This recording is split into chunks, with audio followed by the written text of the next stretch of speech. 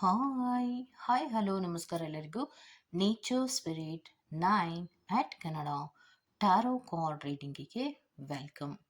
ನೀವು ಥಂಬ್ನೈಲಲ್ಲಿ ನೋಡಿರೋ ಪ್ರಕಾರವಾಗಿ ನಿಮ್ಮ ಮನಸ್ಸಿನಲ್ಲಿ ನಿಮ್ಮ ಪರ್ಸನಿನ ಹೆಸರನ್ನು ನೆನಪು ಮಾಡಿಕೊಳ್ಳೋದ್ರ ಮೂಲಕ ಕೆಳಗಿನ 2 ಸಂಖ್ಯೆಯಲ್ಲಿ ಆಪ್ಷನನ್ನು ಕೊಟ್ಟಿದ್ದೇನಲ್ವ, ಆಪ್ಷನನ್ನು ಸರಿಯಾಗಿ ಗಮನಿಸಿ.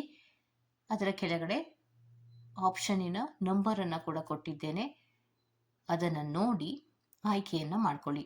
ಓಕೆ, ಸೊ ಬಹಳ ಕಾನ್ಸಂಟ್ರೇಷನಿಂದ ಆಯ್ಕೆಯನ್ನು ಮಾಡ್ಕೊಳ್ಳಿ.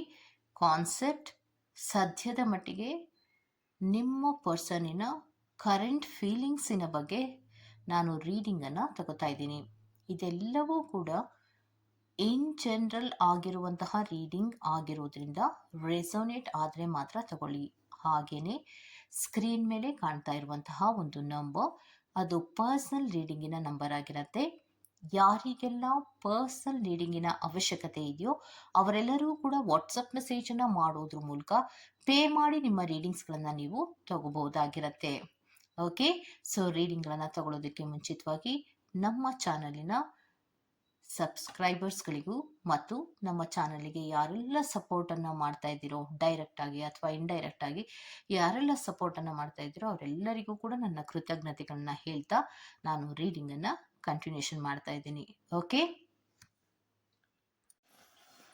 ಪಾಲ್ ನಂಬರ್ 1 ಯಾರೆಲ್ಲ ಆಯ್ಕೆಯನ್ನು ಮಾಡ್ಕೊಂಡಿದ್ದೀರೋ, ಸೊ ನಿಮಗೆ ಬಂದಿರುವಂತಹ ಕಾರ್ಡ್ಸ್ಗಳ ಪ್ರಕಾರವಾಗಿ ಹೇಳೋದಾದರೆ ಸದ್ಯಕ್ಕೆ ತುಂಬ ಪಾಸಿಟಿವ್ ಆದಂತಹ ರೀತಿಯ ಆಲೋಚನೆಗಳನ್ನು ಮಾಡ್ತಾ ಇದ್ದಾರೆ.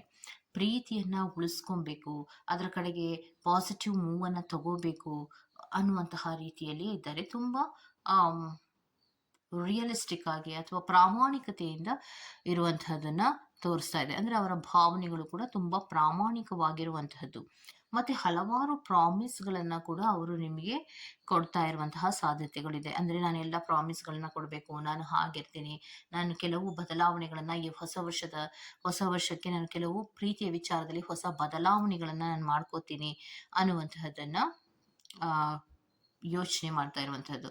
ಫ್ಲರ್ಟ್ಗಳನ್ನು ಮಾಡೋದಿಲ್ವಾ ಅಂದರೆ ಚಿಕ್ಕ ಪುಟ್ಟ ಫ್ಲರ್ಟ್ಗಳನ್ನು ಮಾಡ್ತಾರೆ, ಆದರೆ ಅವರು ಓಪನ್ ಮೈಂಡೆಡ್ ಆಗಿ ಇರ್ತಾರೆ. ಅವ್ರು ಯೋಚನೆ ಮಾಡುವಂತಹ ರೀತಿ ತುಂಬ ಫ್ರೀ ಅನ್ನುವಂತಹ ರೀತಿಯಲ್ಲಿ ಇರುತ್ತೆ. ಮತ್ತು ಅವರು ಯೋಚನೆ ಮಾಡ್ತಾ ಇರೋದೇನೆಂದರೆ ಪ್ರೀತಿಯಲ್ಲಿ ಫ್ರೀಡಮನ್ನು ಕೊಡಬೇಕು, ನನ್ನ ಪ್ರೀತಿಯ ವ್ಯಕ್ತಿಗೆ ಫ್ರೀಡಮನ್ನು ಕೊಡಬೇಕು, ಯಾವುದೇ ನೋವನ್ನು ಕೊಡಬಾರ್ದು. ಯಾಕಂದರೆ ನಮ್ಮಿಬ್ಬರಲ್ಲಿಯೂ ಕೂಡ ಈಕ್ವಲ್ ಗಿವ್ ಆ್ಯಂಡ್ ಟೇಕ್ ಅನ್ನುವಂತಹ ಪ್ರೀತಿ ಇದೆ, ಫೀಲಿಂಗ್ಸ್ಗಳ ಶೇರಿಂಗ್ಸ್ಗಳಿದೆ ಮತ್ತು ಕಮಿಟ್ ಆಗಿರುವಂತಹ ಪ್ರೀತಿ ಆಗಿರೋದ್ರಿಂದ ಇದನ್ನು ನಾನು ಸ್ಲೋ ಸ್ಟಡೀಸಲ್ಲೇ ಮುಂದುವರಿಸ್ಕೊಂಡು ಹೋಗಬೇಕು. ಅಂದರೆ ಪ್ರೀತಿಯಲ್ಲಿ ಮಿಸ್ಅಂಡರ್ಸ್ಟ್ಯಾಂಡಿಂಗ್ಗಳನ್ನು ಅಥವಾ ಮಿಸ್ಕಮ್ಯುನಿಕೇಷನ್ಸ್ಗಳನ್ನು ಮಾಡದಿರ ಪ್ರೀತಿಯನ್ನು ಹೇಗೆಲ್ಲ ಉಳಿಸ್ಕೋಬಹುದು, ಹಾಗೆ ನಾನು ಮೂಮೆಂಟ್ಸನ್ನು ತಗೋಬೇಕಾಗತ್ತೆ ಈ ಹೊಸ ವರ್ಷದಲ್ಲಾದರೂ ಅನ್ನುವಂಥದ್ದನ್ನು ರೆಪ್ರೆಸೆಂಟ್ ಮಾಡ್ತಾ ಇರೋದು.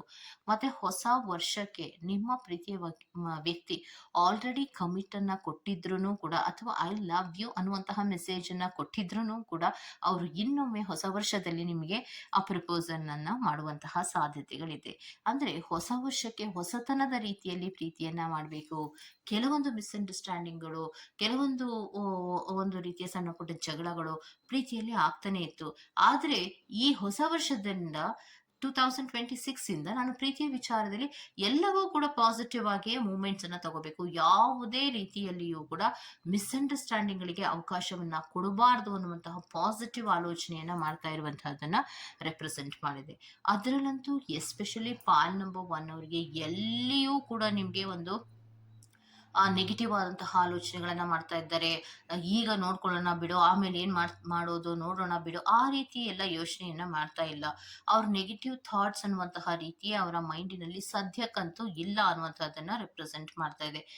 ಏನು ಅವರು ನಿಮಗೆ ಪ್ರಪೋಸಲ್ನ ಕೊಡ್ತಾ ಇದ್ದಾರೋ ಅಥವಾ ಏನು ಅವರು ನಿಮಗೆ ಗಿಫ್ಟನ್ನು ಕೊಡಬೇಕು ಅಥವಾ ಒಂದು ಪಾರ್ಟೀಸ್ ಇರಬಹುದು ಅಥವಾ ಔಟಿಂಗ್ಸ್ ಇರ್ಬೋದು, ಡೇಟಿಂಗ್ ಇರ್ಬೋದು, ಏನನ್ನ ಮಾಡ್ಬೇಕಂತ ಅನ್ಕೋತಾ ಇದ್ದಾರೋ ಅದೆಲ್ಲವನ್ನ ಕೂಡ ಮನಸ್ಸಿಟ್ಟೆ ಮಾಡ್ತಾ ಇರುವಂತಹದ್ದು, ಯಾವುದೋ ಫೋರ್ಸ್ಫುಲ್ಲಿನಿಂದ ಮಾಡ್ತಾ ಇರುವಂತಹದ್ದಲ್ಲ. ಪ್ರೀತಿಗೋಸ್ಕರವಾಗಿ ನಾನು ಇದೆಲ್ಲವನ್ನ ಮಾಡ್ತೀನಿ ಅನ್ನುವಂತಹ ಒಂದು ಓಪನ್ ಮೈಂಡೆಡ್ ಇಂದ ನಿಮ್ಮ ಪ್ರೀತಿಯನ್ನ ಎಕ್ಸ್ಪ್ರೆಸ್ ಮಾಡುವಂತಹ ರೀತಿಯಲ್ಲಿ ಇದ್ದಾರೆ. ಸೊ ಪಾಸಿಟಿವ್ ಆಗಿ ಇದ್ದಾರೆ ಅನ್ನುವಂಥದ್ದನ್ನ ರೆಪ್ರೆಸೆಂಟ್ ಮಾಡ್ತಾ ಇದೆ.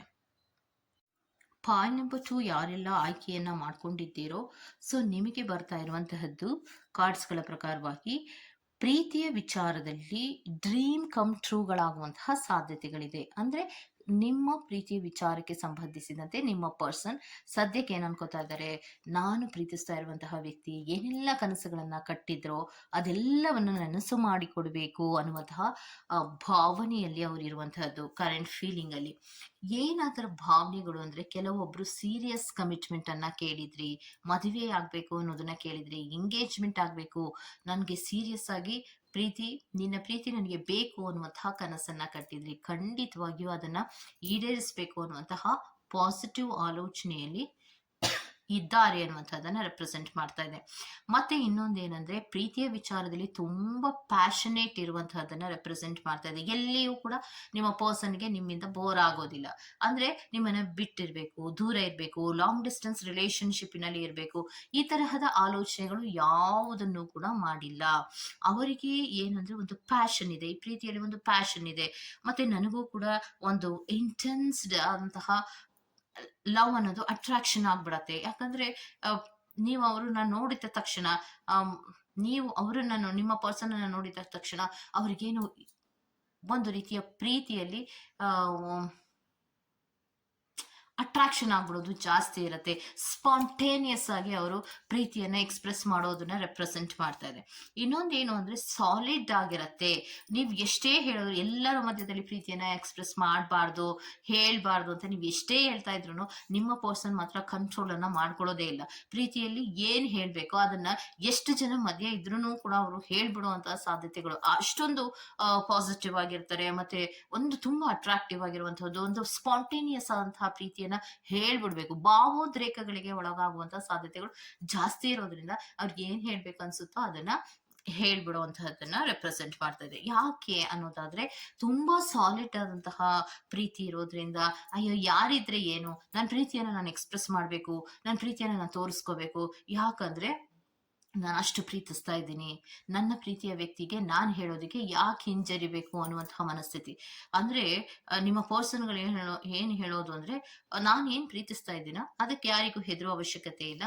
ಸೊ ನಾನು ಪಾಸಿಟಿವ್ ಆಗಿದ್ದೀನಿ, ನಾನು ಸೀರಿಯಸ್ ಕಮಿಟ್ಮೆಂಟ್ ಅನ್ನ ಕೊಡ್ತೀನಿ, ನಾನು ರಿಯಲ್ ಆಗಿದ್ದೀನಿ, ಪ್ರಾಮಾಣಿಕವಾಗಿದ್ದೀನಿ ಅಂದ್ಮೇಲೆ ನಾನು ಯಾರಿಗೂ ಹೆದರೋ ಅವಶ್ಯಕತೆ ಇಲ್ಲ. ಸೊ ಅದಕ್ಕೋಸ್ಕರವಾಗಿ ನಾನು ಯಾರೇ ಇದ್ರು ಅದನ್ನ ಯಾವುದನ್ನು ಗಮನಿಸದೆ ನಾನು ಅವ್ರನ್ನ ಪ್ರೀತಿಯನ್ನ ಅವ್ರು ಎಲ್ಲಿದ್ರು ಕೂಡ ನಾನು ಎಕ್ಸ್ಪ್ರೆಸ್ ಮಾಡ್ಬಿಡ್ತೀನಿ ಅನ್ನೋದನ್ನ ಹೇಳ್ತಾ ಇದ್ದಾರೆ.